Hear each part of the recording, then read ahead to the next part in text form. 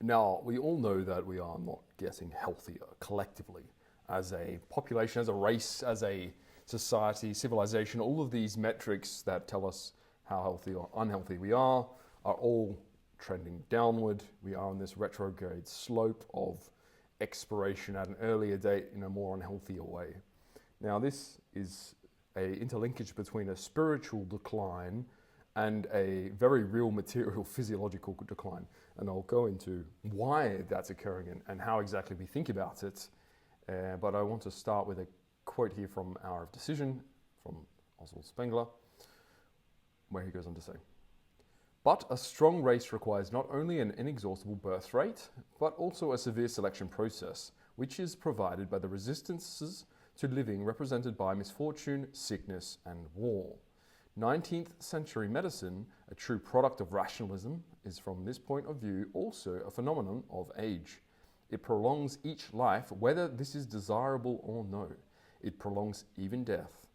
It replaces the number of children by the number of grey beards. It promotes the world outlook of Panamet circumstances by estimating the value of life by the number of its days and not by their usefulness. It prevents the natural process of selection and thereby accentuates the decay of the race." And he goes on to list a bunch of feeble-mindedness and other diseased peoples by their statistics, and then says, "Their number is unobtainable, but we can gauge it by the number of doctors who live by them and the mass of books that are written about them. From this degenerate crop comes the revolutionary proletariat, with its hatred born of grievances, and the drawing-room Bolshevism of the aesthetes and literary folk, who enjoy and advertise the attractiveness of such states of mind." And so already that was the earlier 20th century, we can start to recognize this retrograde course where there's, if you consider the declination of a race by how healthy it is, and that can be measured in several ways. We can go anything from total fertility rate to the obesity rates, mental health. But I wanted to start with the medical, because in the Faustian way, we've taken what would be herbal medicines and anything historically which was seen as similar to magic, and this could be like a philosopher's stone type of transmutation, but alchemy in general, and how they thought about the involvement of the spiritual and I would say bioorganic world, so flowers and other edible roots, things like this, and how they transpire to give us health outcomes. This has been a collective mania for the world since 5,000, 10,000, 20,000 years ago. We have thought and known that certain plants and derivatives offer us certain health benefits. So it's a very natural way of living to a large degree. We have always understood this medication of the person as something that's an extension of our own ability to technologicalize our lives and also harness nature, what it's been able to give us for certain things. The most evident and probably beneficial one of this is obviously penicillin, derived from mold, and how that's been effective at basically removing a lot of early deaths and horrible diseases, bacteria related. So that in itself is obviously a wonder and a marvel of modern medicine, but also of Faustian will to infinite medical conditioning. Now, what has happened though is we've taken this instinct of we can medicate ourselves with nature to anything we can engineer can solve any medical problem. And these two things are very different, because you're treating usually symptoms on one hand, and otherwise you're now starting to look for symptoms to treat, which may or may not correspond to actual diseases and illness, and even if they do, it's not to say whether you should be treating them at all. And Spengler calls this the health of the race, and you can see this is why it's important that not everyone should live to 100 years, because that's not necessarily good quality of life. If I make it to 150 of those years as agonizing, brutal pain or in vegetable stasis, what exactly was the benefit to me for that, or what was the benefit to society? There was really nothing in general worth doing those 50 years for. If I died at 50, at least I would have been remembered for my health, vigor, and vitality, and now here I am decaying and decrepit. So this is the important part about understanding dotage as a concept. No one likes to get old, but being old is not a problem, and being old can be a nice thing, and there's a lot of sagacity and wisdom and things like this you can bestow upon your children, grandchildren, things like this. But at the same time, health has to be measured in the way that young people are vigorous, particularly around fertility, how fecund you are is relative to how much value you have in society, both men and women, but also how much of a warrior you could be is determined a lot by your physical prowess. If you're a phenom or not is usually related to how old you are, and there's a crossover effect between age, vitality, enthusiasm, and skills, because you can learn and acquire skills as you get older. This is almost that fluid to crystallized intelligence factor that you can still beat young men in a battle if you're old and wise, then you have techniques and maybe some deception or subterfuge, things like this. So in general, it is important to understand that aging is a natural process, an organically natural process. So trying to undermine its progress will come at costs. If you want to live forever, like Brian Johnson had done a video on this, it's to say that there will be some spiritual, if not real, cost you pay to do this, to basically spit in the face of God. And I'm not saying you shouldn't try, we should for sure try. It's the instinct in us to do that, but at the same time, don't expect there to be no recompense, and you will have to pay the piper on that. And in general, though, there's a distinct laziness about most people. People are typically descended from the peasant class in that things for them was supposed to be inducive for them to be productive. How can I make my peasant class work more and produce, and then they can live their lives how they want? Typically, they have to be healthy. If they're healthy, then they're actually active and they're doing the things that you want them to do. And this relates to why you would have a healthcare system. Why would you institute taxes to now pay for a medical system which benefits all? Well, because you consider the whole, particularly holistically, the economy to be representative of every person doing their utmost best to be productive. And in that, the health is quite a strong proponent. No one necessarily feels good about being disabled or feels good about being incapable of work. There are obviously some people who are naturally lazy and do enjoy being a NEET, but in general, people like to feel productive, important, and useful. So this is particularly, I'm speaking of the Gothic soul, obviously. There's a slew of third worlders who don't hold this opinion at all. But in the Gothic spirit, it is such that we try to work for each other and making sure we are productive in that way. That's why taxes work, it's all these systems. Now, when I look at our medical, so the way that we can conceive of medicine is that usually it's, as I said before, reactive to symptoms. We're not trying to be proactively healthy, or some people are, which is to say you're eating a nice diet, you're not doing dangerous things like driving a motorbike with no helmet, you're making sure that if there's something like smoking asbestos, you're not doing that thing. And then also exercising and other things that we know instinctively give us a healthier life and lifestyle.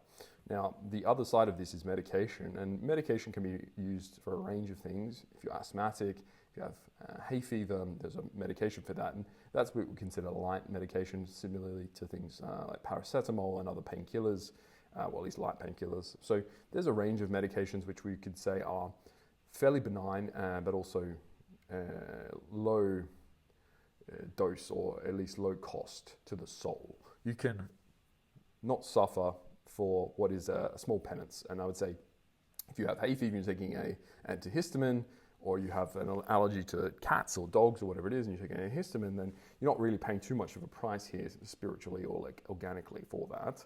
And it's probably a cost you're willing to bear for the comfort.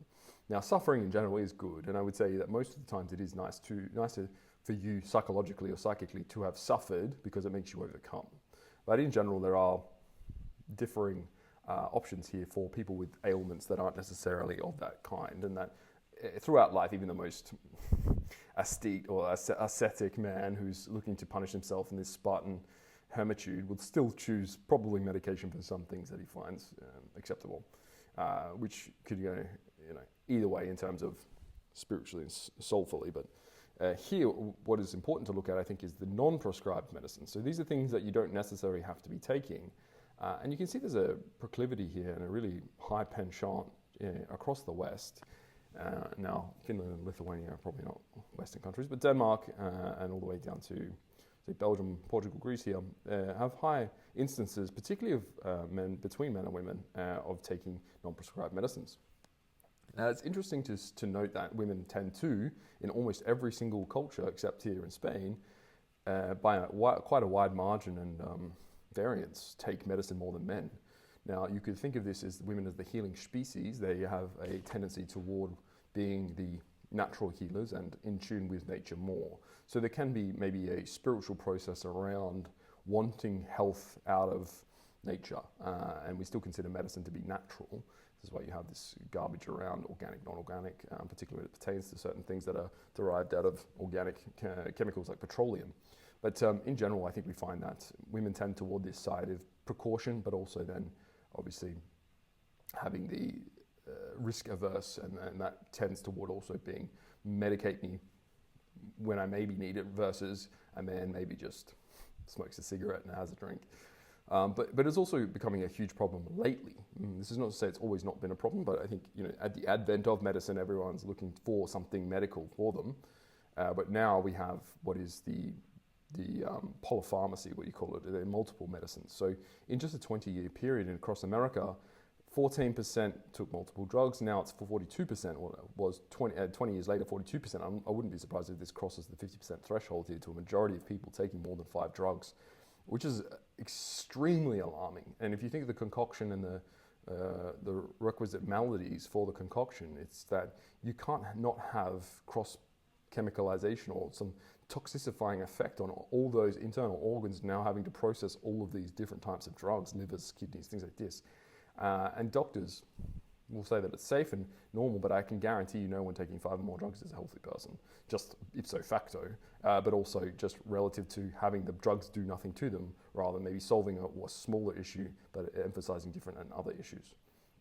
And I think for me, then it becomes a notion of, well, at least are we getting something out of this? As Spengler highlighted, there's an idea that the longer you live, the better it is, your life becomes better.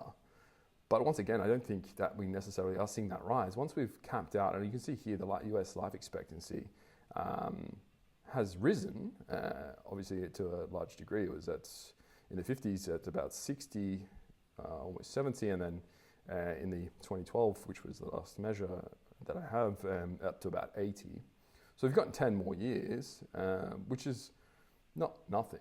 But I would say once again, the age experience of someone between 70 and 80 is fairly limited from a quality perspective.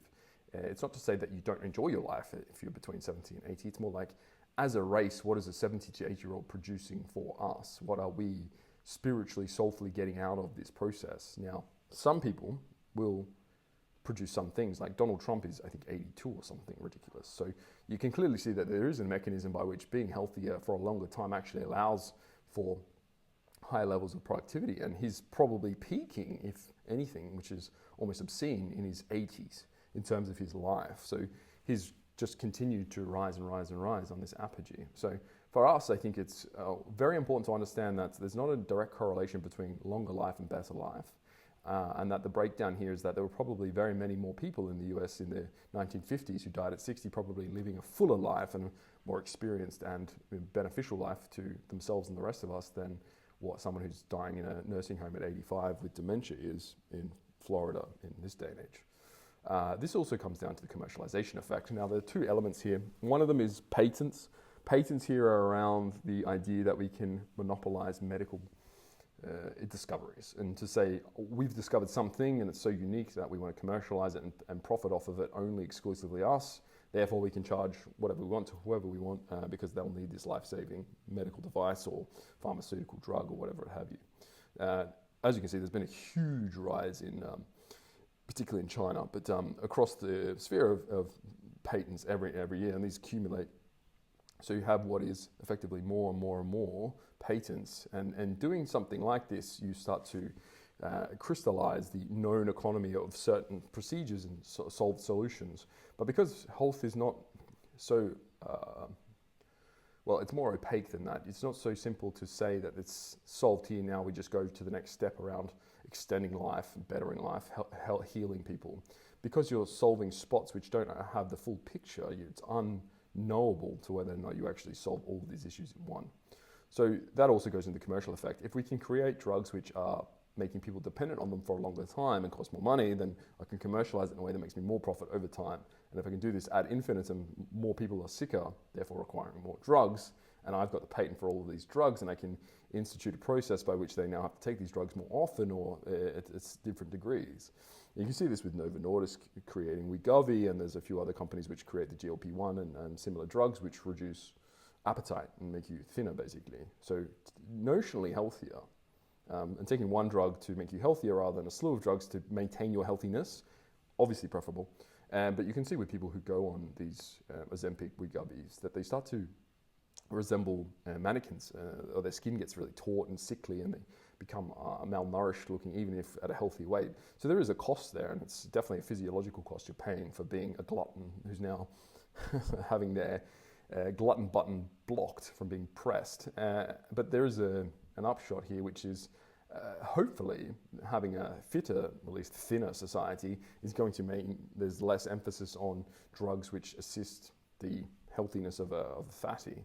And you'll probably see a lot of these medication, as at least the volume of medication, drop precipitously, because overweight and obese people typically make up a lot of the proportion of cancer, heart attacks, other diseases. You have this compounding effect with a myriad manifold diseases, and the locus usually being your portly, rotund tummy and bum. So in knowing all of these things, I think it's important for us to emphasize that the West is not healthier, but unhealthier. And we're doing the discoveries for all the wrong reasons. They're economic and they're laziness related. How do we make people wealthier whilst taking advantage of people's laziness?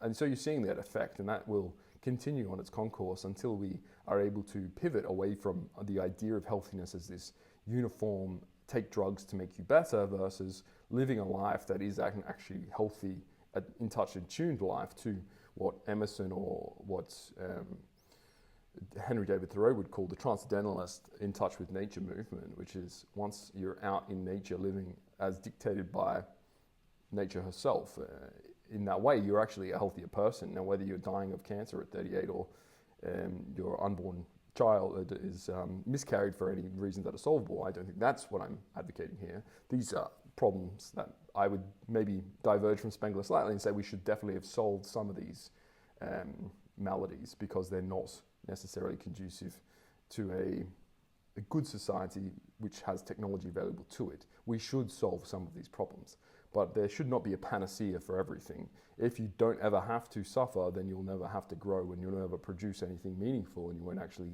aspire to any greatness, because it's all just solvable. It's like when you see people playing video games as an outlet for actual aspirations, for actual achievement to greatness, they just tend towards continue to play video games where they feel good and their ego is able to be buffed up by these things. This is not what we want, and I think we can try and tread this balance, but it's almost impossible in this day and age to do so without one actor becoming more important than the others. So the pharmaceutical industry using lobbyists to make sure that they maintain a stranglehold on certain activities around health doesn't allow for a healthy society, because their interests are divergent from actual health. They have commercial interests, and commercial interests are always monolithic in how we want more money for more efficient, optimal, less work. So that's also something we're trying to avoid. Now, there's only really one Gothic outlet here, and that is to embrace healthiness as we knew it historically in your blood. When you wake up in the morning, what feels healthy? Now, smashing 15 coffees can feel healthy, and I would advocate if that's something you should do that. But as I said before, smoking 13,000 cigarettes a day and then not washing and not exercising is something I probably wouldn't. So it's all about understanding your own personal needs, contrasted with the overarching Gothic soul, and how do you become either the warrior or the mother or whatever healthy archetype that we're trying to transpose upon ourselves. And that's your mission. Understand yourself, both from a psychically point of view, but also very much from the physiological point of view.